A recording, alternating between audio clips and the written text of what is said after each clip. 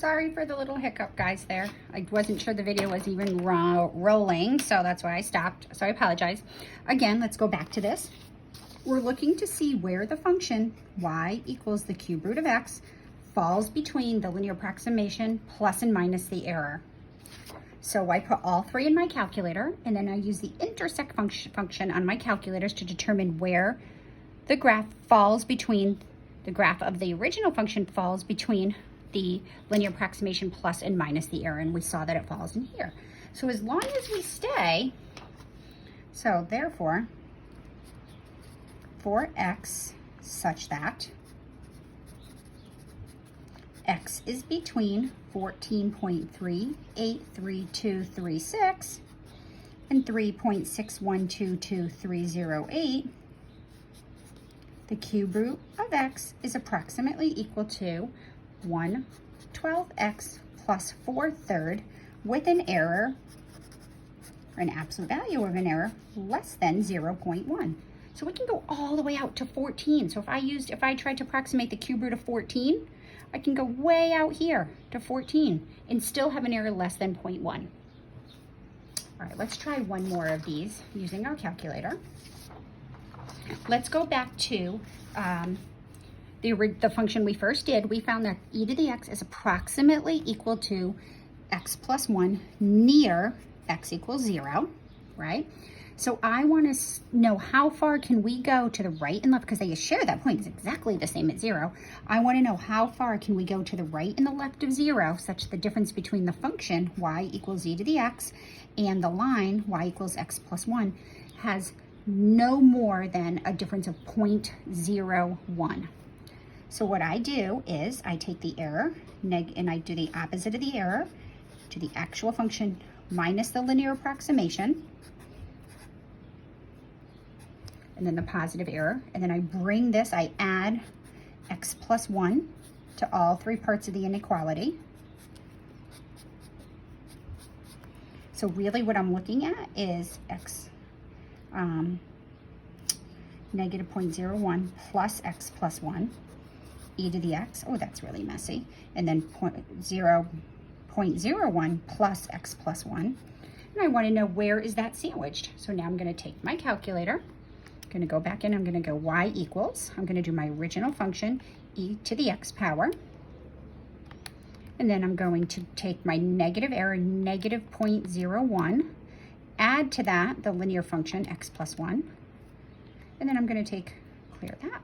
Make sure you clear a calculator, plus x plus 1. I'm going to graph all three. It's going to be in the other window, so we're not going to see much right now because I forgot to put it back.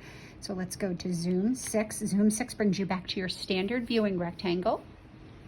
All right, so we want to know what's going on right here. So you can either zoom in or zoom box. I like zoom box. I'm going to go a little bit to the left of 0. And I'm going to hit enter, and that's my upper left-hand corner. Then I'm going to use my arrows.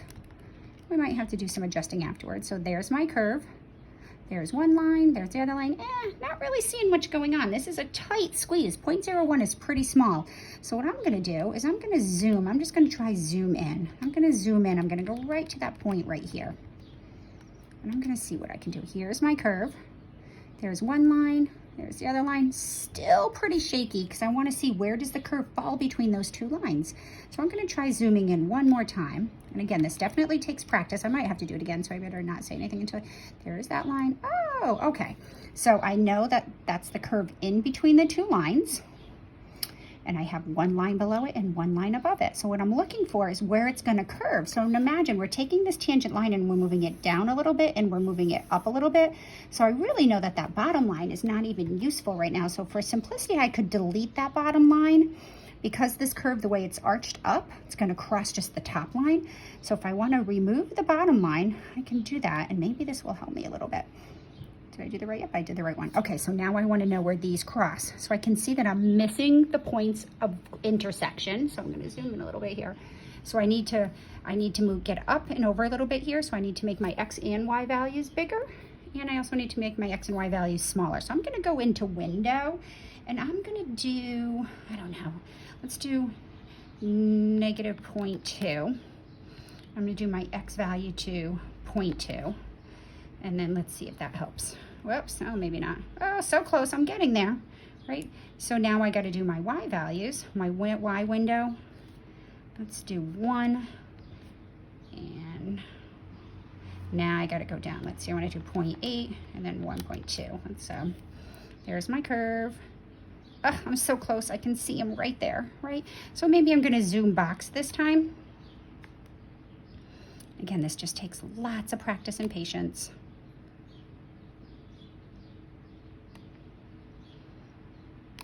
Go way down here. I'm going to enter. Let's see.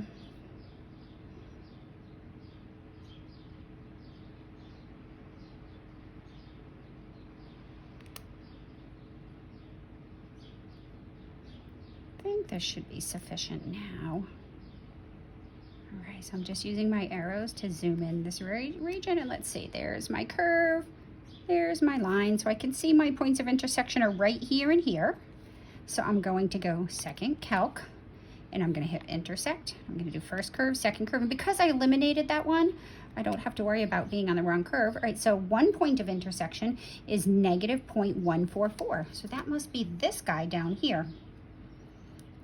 Negative 0.1448348, and then I need the one on the other end up there. So I'm going to go second calculate intersect, and I'm first curve, second curve. This time I'm down, that's guessing down there, that's the one it just gave me. So we're going to take a second, we're going to move up to the other point.